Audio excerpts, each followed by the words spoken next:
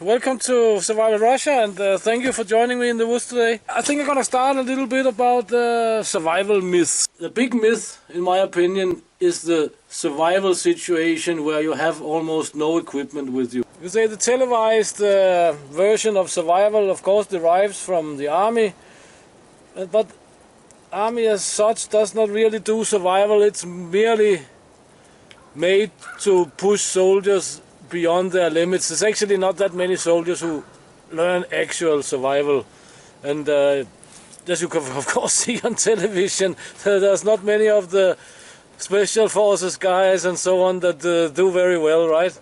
So the concept of survival without equipment and so on is made for profit by television stations and the numerous survival schools around. But soldiers at least have an excuse for being in a very, very bad situation, poorly equipped to survive somewhere.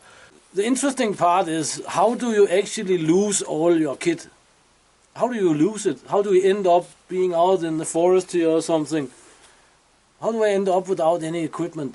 It's because I made a big mistake, and I should train not to make this mistake. Yeah, you can say, you're out rafting or canoeing and you fall overboard and your raft floats away, and you have to dump your web gear or your haversack because otherwise you cannot swim. But you also made the big mistake that you're not carrying the right flotation vest that can carry you and your kit.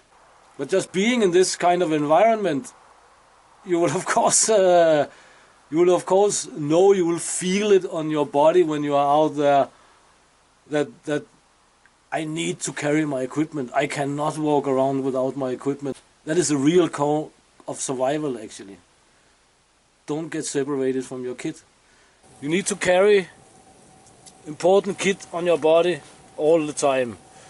Web gear, chest rigs, whatever is normally a good thing. You can use a haversack, whatever, it doesn't matter. You never leave camp without it, for example. You will learn to get by with very, very little equipment from being out and training as often as possible with the basic stuff, because you will find out how does the forest work, how does things work, how can I improvise this and that.